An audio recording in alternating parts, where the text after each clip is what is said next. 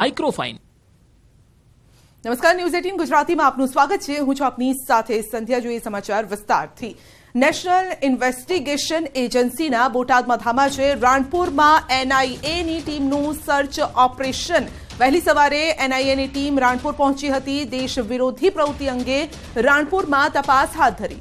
રાણપુરના અશરફ વડિયા નામના યુવાનના ઘરે search operation હાથ ધરાયું. હાલ એનઆઈએની ટીમ રાણપુર પોલીસ મથકે બંધ બારણે યુવાનની તપાસ હાથ ધરી છે. પૂછપરછ કરવામાં આવી રહી છે.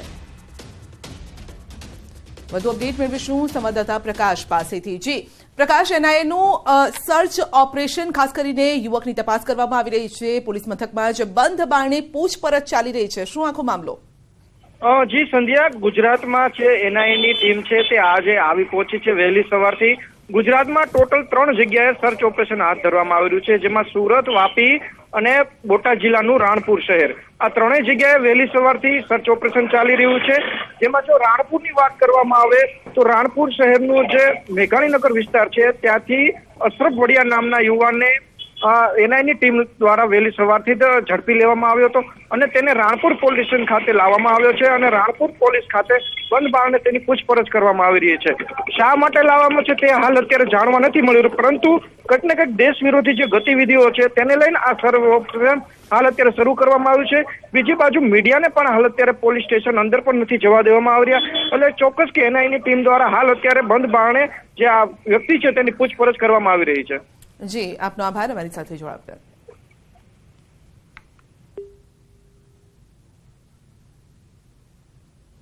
તો મહાઠગ કિરણ પટેલ સામે ગુનો નોંધાયો છે. અમદાવાદ ક્રાઇમ બ્રાન્ચમાં ફરિયાદ નોંધાઈ છે. કિરણ પટેલ તેની પત્ની માલિની સામે ફરિયાદ. રિનોવેશનમાં બંગલો પચાવી પાડવા માટે કર્યો પ્રયાસ. બંગલાના રિનોવેશન માટે 35 લાખ રૂપિયા લીધા. બંગલામાં પૂજા કરાવી અને બહાર પોતાના નામનું બોર્ડ પણ માર્યું હતું. તો ફરિયાદી વિરુદ્ધ કોર્ટમાં ખોટો દીવાની દાવો કર્યો અને સરકારી અધિકારીની ખોટી ઓળખ આપી છેતરપિંડી કરી. જગદીશ ચાવડાએ નોંધાવી છે ફરિયાદ.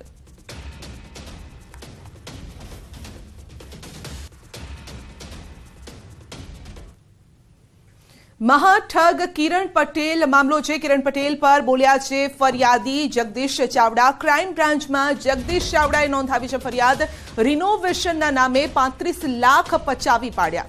ઇન્ટિરિયર ડિઝાઇનર તરીકે કિરણે આપી હતી ઓળખ અને અગાઉ મેં ફરિયાદ કરી હતી. ફરિયાદીનું કહેવું છે અગાઉ કાર્યવાહી થઈ હોત તો આ ઘટના બની જ ન હોત. રાજકીય વર્ગ ધરાવતો હોવાની ફરિયાદ કરી છે. કાશ્મીર જવાનો ઉદ્દેશ અંગે તપાસ થવી જોઈએ. પૂર્વ કેબિનેટ મંત્રી જવાહર ચાવડાના ભાઈ છે જગદીશ ચાવડા.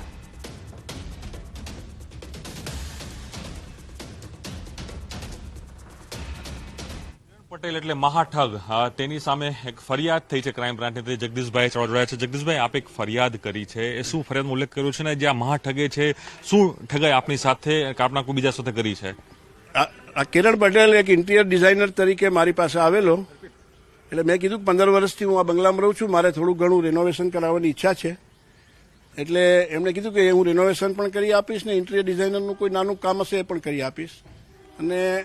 અને એ પ્રમાણે મેં એમને કામ આપેલું 90 દિવસમાં એ કરી આપવાની શરત સાથે.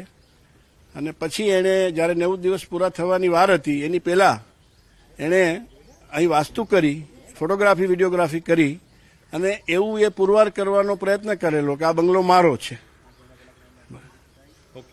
એટલે આપણને ખ્યાલ આવ્યો કે એ પોતાની માલિકી તમારી છતાં પણ એ માલિકી એ પોતે બતાવી દીધું કે મહાઠગ કે આ મકાન મારું છે. એટલે બંગલામાં તો પ્રેક્ટિકલી તો એ ક્યારેય ઘૂસ્યો નથી, પણ એમણે એ માર્કેટમાં આ બંગલાના ફોટો અને વિડીયો બતાવી અને એને કદાચ કોઈ પૈસાની કે લોકો પાસે કંઈક એવું ઉધાર લેવાની કેવી ગણતરી હશે એવું લાગે જ મને. પણ ચોક્કસ માની શકે કે એની પૂર્વ આપણે પણ ઘણા સમય પહેલા એક ફરિયાદ લખાવી હતી ક્રાઇમ બ્રાન્ચ. કદાચ એ ફરિયાદનો ત્યારે જ નિકાલ થયો હતો તો એક ફરિયાદને ત્યારે જ કર્યું. ચોક્કસ જો એ ફરિયાદનો સમયસર નિકાલ થયો હોત તો મતલબ સારું હતું. તો એને જે અન્ય લોકો સાથે ઠગાઈ કરી છે એ ના કરી શકત. એમને એ ખબર પડી કે ભાઈ આ ભાઈને બંગલાનું રિનોવેશન પણ કરાવવાનું છે અને એને ફ્યુચરમાં વેચવાની પણ ઈચ્છા છે. એટલે એને મારો સંપર્ક કર્યો, મારી ઓફિસે આવ્યો અને મને વાત કરી. એટલે મને કહે કે હું તમને તાત્કાલિક કરી આપીશ. મને લાગ્યું કે કોઈ એજ્યુકેટેડ માણસ છે અને એક વ્યવસ્થિત વાત કરે છે. અત્યારે કેટલા પૈસાની કોઈ વાત કરી હતી, આટલા પૈસા દેવા પડશે, કોઈ એમાઉન્ટ આપી હતી એને? એટલે મેં એને ત્યારે 25-30 લાખ રૂપિયાનું કહેલું, ભાઈ મારે 25-30 લાખ રૂપિયામાં નું કલર કામ ને એ કરાવવાનું. એને મેં 35-40 લાખ રૂપિયા આપેલા, બરાબર. અને અમુક પેમેન્ટો છે એ એજન્સીઓને ડાયરેક્ટ કરેલું.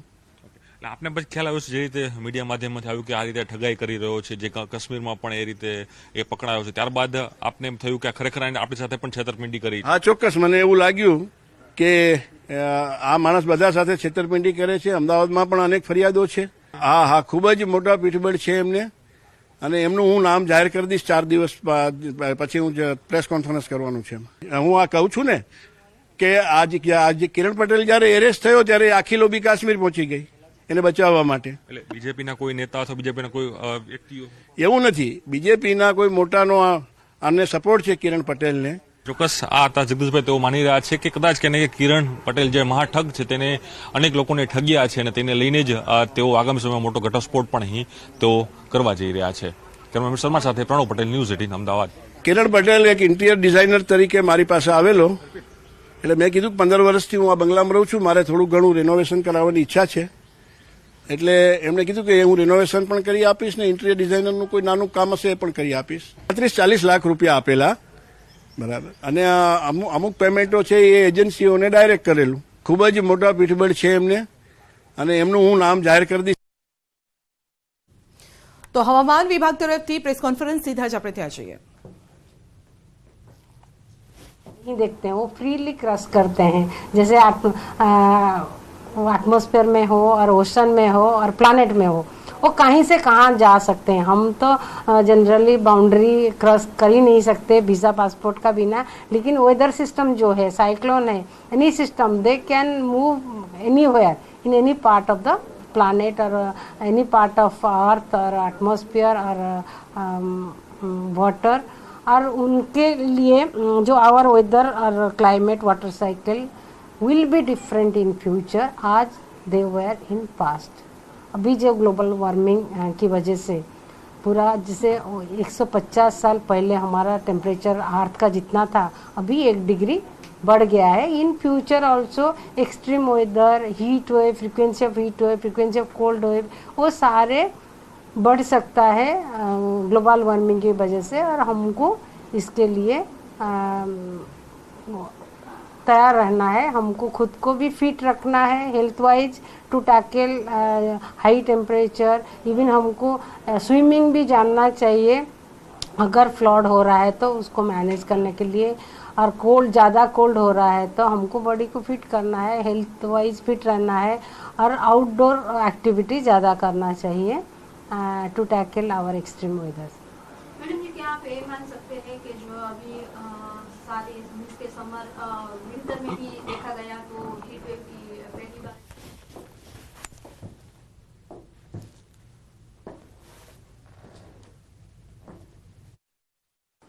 अगले 2 दिन में यानी 48 आवर्स में यानी 23rd 24th में गुजरात रीजन में, इवन सौराष्ट्र कच्छ में कहीं कहीं जगह में आइसोलेटेड प्लेसेस में लाइट रेन होने का संभावना है, इवन थंडरस्टॉर्म लाइटनिंग का साथ.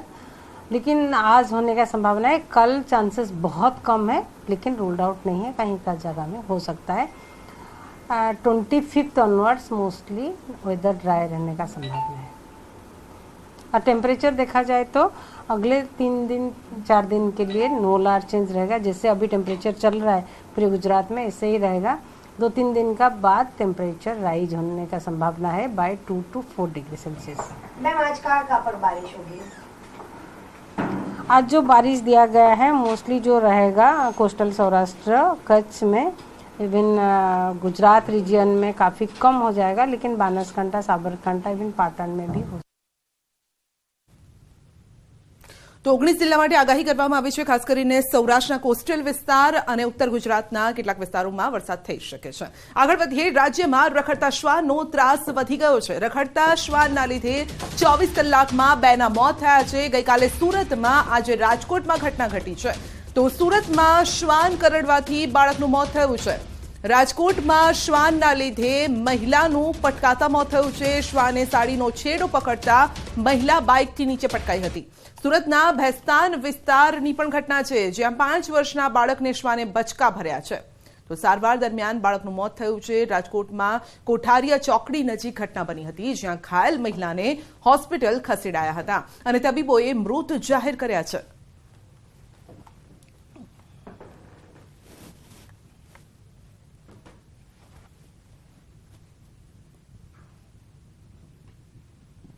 અમે હવનમાં જતા ગામડે હણમતિયા ગોલીડા અને આજે ડેમ છોકરી આગળ સડતા કૂતરું વાહે દોડ્યું એટલે એ હૈડી કરવા ગયું વાહે એટલે એ પડી ગઈ. મેં બ્રેક મારીને અને એ પડી ગઈ. બરોબર. પછી પૂરું. હા, અહીંયા સરકારી દવાખાને લઈ આવ્યા. પછી અહીંયા એનું ટ્રીટમેન્ટ કર્યું અને પછી ત્યાંથી અમે બીજે ગયા હોસ્પિટલે. અને વાત કરીશું રાહુલ ગાંધી કેસની.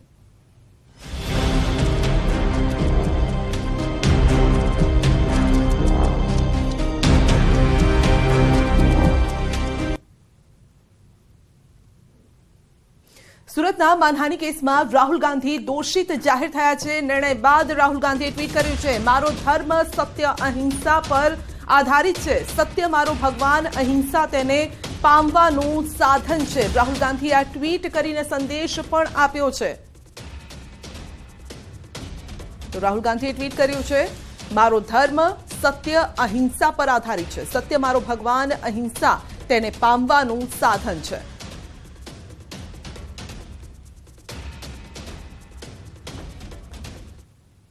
તો રાહુલ ગાંધીને સુરત કોર્ટે આપ્યા છે જામીન. કોર્ટે રાહુલને ફટકારી છે 2 વર્ષની સજા. બદનક્ષી કેસમાં રાહુલને જામીન મળ્યા છે. સુરત કોર્ટે રાહુલને દોષિત જાહેર કર્યો છે.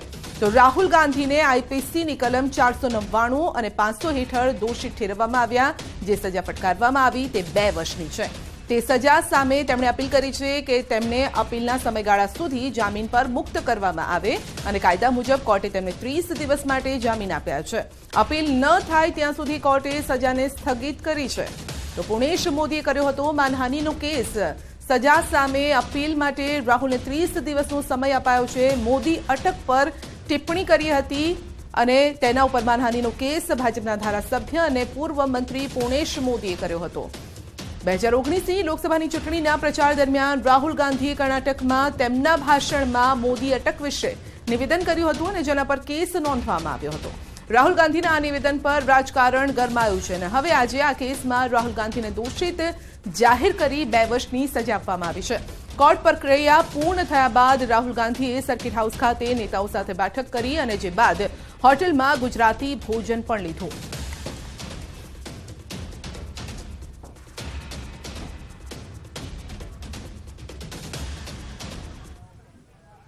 કોંગ્રેસના રાહુલ ગાંધી સુરત કોર્ટમાં પહોંચતાની સાથે તેમને સજાનું એલાન થયું છે. 2 વર્ષની સજા આપવામાં આવી છે. જામીન મળતાની સાથે સર્કિટ હાઉસ ખાતે તેમના કાર્યકર્તાઓની મિટિંગ કરી છે અને સુરતનું ગુજરાતી જમણ ખાસ પ્રખ્યાત છે. રિંગ રોડ પર આવેલી હોટલમાં પોતાના આગેવાન અને કાર્યકર્તાઓ સાથે જમવા પહોંચ્યા છે. સૌથી મહત્વની વાત છે કે રાહુલ ગાંધી જમવાના શોખીન છે. ગુજરાતી જમવાને લઈને કહી શકાય કે તેઓ સાસુજી હોટલ ખાતે પહોંચ્યા છે. પોતાના કાર્યકર્તાઓ નેતાઓ સાથે જમવાની જાયફત માનશે. ગમે ત્યારે ગુજરાત આવે છે ત્યારે ગુજરાતી જમવાના શોખીન રાહુલ ગાંધી ગુજરાતી જમતા હોય છે અને ફરી એક વખત સુરતના રિંગ રોડ ઉપર એટલે કે આરટીઓ નજીક આવેલી હોટલમાં ગુજરાતી ભાણું જમવા માટે કાર્યકર્તા સાથે પહોંચ્યા છે. કેમેરામેન અક્ષય વાડેર સાથે કીર્તેશ પટેલ, ન્યૂઝ 18 ગુજરાતી, સુરત. મુખ્ય જે કેટલીક બાબતો છે એ કેટલીક બાબતોમાં જ કોર્ટનો હુકમ ખોટો હોય એવું લાગે છે. નંબર 1 કે નીચલી કોર્ટે એ વસ્તુ જોઈતી હતી કે ઇન્ક્વાયરી જે છે તે આ કામમાં થઈ જ નથી અને 2005માં ક્રિમિનલ પ્રોસિજર કોડમાં ફેરફાર થઈને એવું કહેલું કે જે વ્યક્તિ કોર્ટની હકુમતની બહાર રહેતો હોય તેની સામે પ્રોસેસ કાઢતા પહેલાં ઇન્ક્વાયરી થવી જોઈએ અને એવી ઇન્ક્વાયરી જ નહીં થઈ હોય તો કેસ પહેલેથી જ રદબાતલ છે. એ મુદ્દો નીચલી કોર્ટે સ્વીકારવો જોઈતો હતો, એ સ્વીકાર્યો નથી. આ ઉપરાંત બીજી વાત એ છે કે શ્રી પૂર્ણેશ મોદીને કોઈ અધિકાર જ નથી ફરિયાદ કરવાનો. મને તો કોઈ એવી બાબતો દેખાતી નથી અને આ જજમેન્ટ આઘાતજનક અને આશ્ચર્યજનક મને લાગે છે. કાયદો ઘડનાર જો કાયદો તોડે તો પણ સજા પૂરતી થાય છે. કોર્ટ આ બાબતે કાયમ ચોક્કસ હોય છે અને નામદાર કોર્ટનો ચુકાદો અમે આવકારીએ. ક્રિમિનલ પ્રોસિજર કોડની કલમ 389 મુજબ અપીલ પીરિયડ માટે આરોપીને જામીન આપવાની જોગવાઈ છે ને એ મુજબ રાહુલ ગાંધીના વકીલશ્રી તરફે અરજી આપવામાં આવેલી અને રાહુલ ગાંધીના વકીલશ્રીની અરજી મંજૂર કરી 30 દિવસ માટેનો એમને અપીલ पीरियड માટે ટાઈમ આપ્યો છે અને સજા સસ્પેન્ડ કરવાનો હુકમ કરેલો છે। कोर्ट को आज ज्यादा मतलब सुनवाई की कोई गुंजाइश नहीं थी। जो प्रोसीजर है तो जैसे राहुल जी कोर्ट रूम में एंटर हुए 2 मिनट के बाद कोर्ट ने सजा सुना दी कि मैं आपको आईपीसी के कलम 499 और 500 के तहत आपको गुनहगार करार देता हूं। बाद में उससे पूछा गया कि तुम्हारे सजा के बारे में क्या कहना है, तो राहुल जी ने ये बताया कि मैंने पॉलिटिकल लीडर की हैसियत से जो करप्शन देश में हो रहा है उसको खुला करना ये मेरी प्राथमिक फर्ज है, इसके अलावा मैंने कुछ नहीं किया। फिर दलील हुई हमारे जो राहुल जी के ओर से एडवोकेट अपीयर था, उन्होंने बताया कि हम कोई कोर्ट की माफी नहीं मांग रहे, हमें कोर्ट की कोई दया नहीं चाहिए, लेकिन जो कुछ हुआ है वो हमारी फर्ज के मुताबिक हमने किया है और मिटिगेटिंग सर्कमस्टेंसेस भी बताए। और उसके बाद कंप्लेंट के वकील ने दलील की उसके मैक्सिमम सजा होनी चाहिए और दोनों की दलील सुनने के बाद कोर्ट ने 2 साल की सजा सुना दी। सजा माफी की मुलतवी की जो है उनकी एप्लीकेशन दी गई और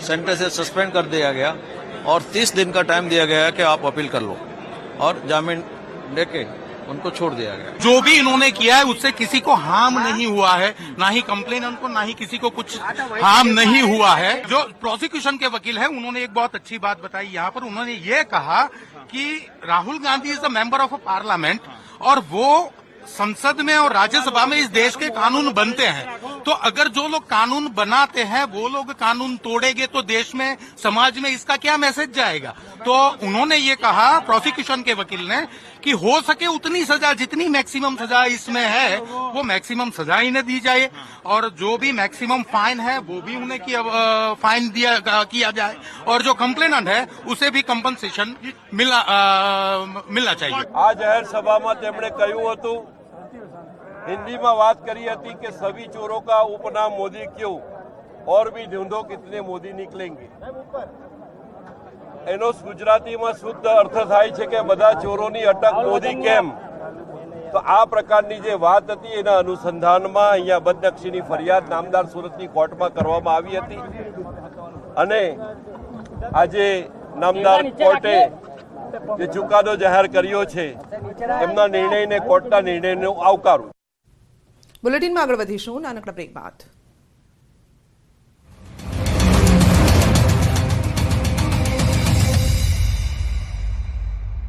सुहाना मसाले बनाए पनीर मजेदार।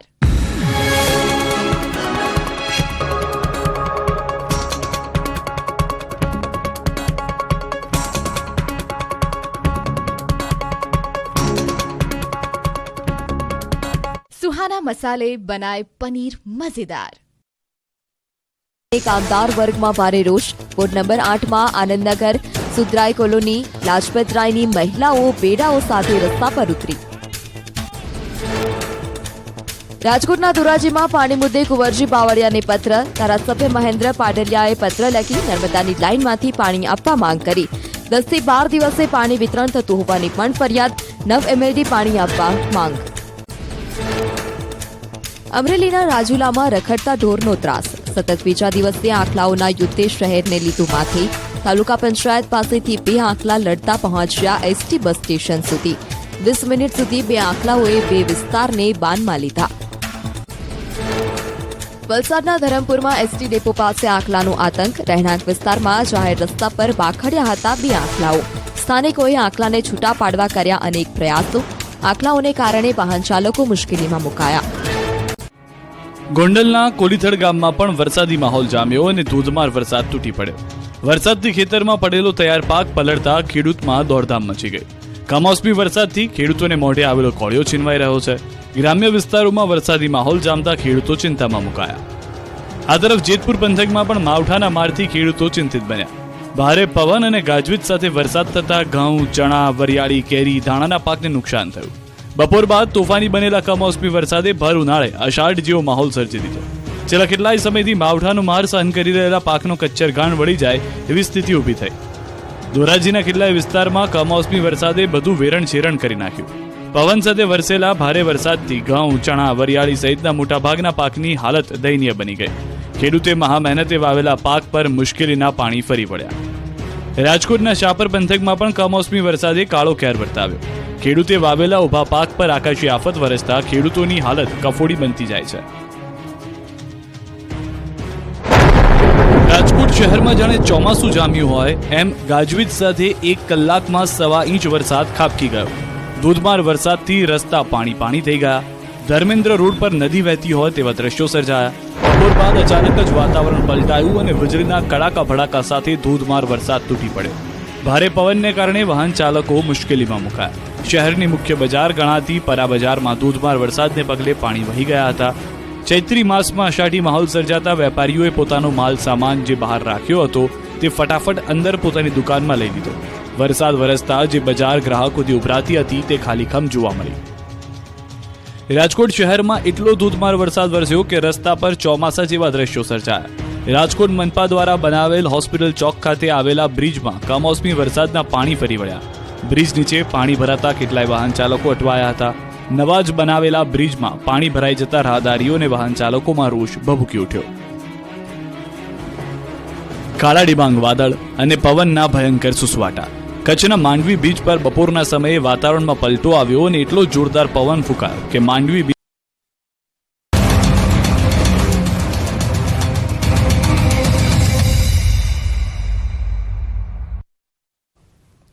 બ્રેક બાદ આપનું સ્વાગત છે. સી પ્લેન સેવા હાલ કાર્યરત નહીં છતાં 11 કરોડની જોગવાઈ. સી પ્લેન યોજના માટે સરકારે 22 કરોડની જોગવાઈ કરી છે. વર્ષ 2021-22માં 11 કરોડ, વર્ષ 2022-23માં 11 કરોડની જોગવાઈ કરી છે. સી પ્લેન સેવા મારફતે સરકારને અત્યાર સુધી કોઈ આવક થઈ નથી. આપના ધારાસભ્ય ચૈતર વસાવાના પ્રશ્નમાં સરકારનો વિધાનસભામાં આ વાતનો સ્વીકાર પણ સરકારે કર્યો છે.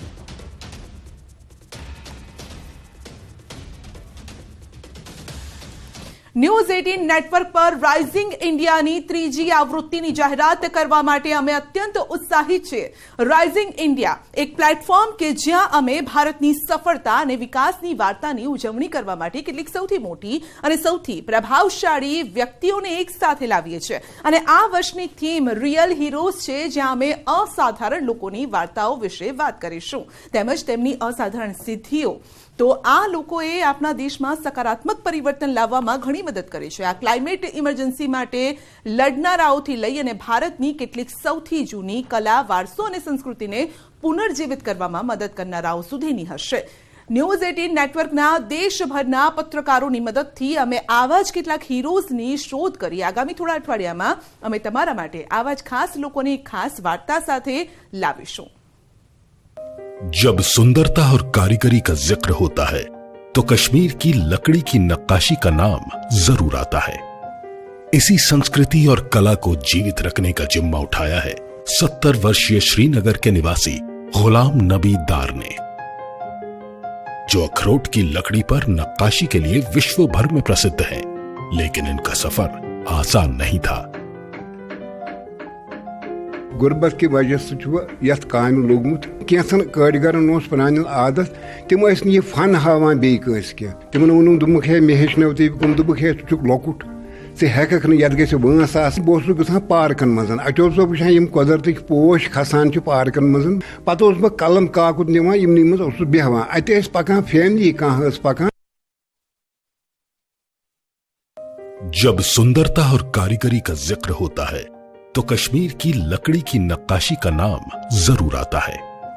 इसी संस्कृति और कला को जीवित रखने का जिम्मा उठाया है 70 वर्षीय श्रीनगर के निवासी गुलाम नबी दार ने, जो अखरोट की लकड़ी पर नक्काशी के लिए विश्व भर में प्रसिद्ध है.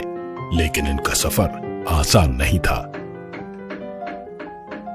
गुर्बत की वजह से यथ काम लोगमुत कैसन कारीगरन पुरान आदत तम ये फन हावान बेस कह तिमन वोन दुमुख है मे हेचनव तुम दुमुख है लकुट हेकक नत गस वंस बहुत गसान पार्कन मज अत वुचान कुदरत पोश खसान पार्कन मज पत बह कलम काकुद निवान मज बेहवान अत पकान फैमिली कह पकान तिमन बच्चे कह सह तिम वन यह क्या करान तम मोल मोज वन यह पागल इथ मुसीबत तुलमित हेचान। गरीबी के कारण गुलाम नबी के पिता ने 5वीं कक्षा में ही उन्हें एक लकड़ी के कार्यशाला में नौकरी पे लगा दिया, लेकिन गुलाम इससे खुश नहीं थे क्योंकि वह अपनी कल्पना को जान नहीं दे पा रहे थे। उन्होंने नौकरी छोड़कर कई बड़े नक्काशी कारियों के नीचे काम किया और अपने हुनर को तराशा। यही कारण है कि आज श्रीनगर के दरवाजों पर उनकी रचना हर जगह दिखाई देती है। और सिर्फ इतना ही नहीं बल्कि अपनी कला के दम पर वह थाईलैंड, जर्मनी और इराक जैसे देशों तक भी पहुंच गए। गुलाम नबी डार ने अपना जीवन समर्पित कर दिया है कश्मीर की इस बहुमूल्य धरोहर को जीवित रखने के लिए, और इसका परिणाम आज दुनिया भर के शोरूम्स में दिखता है।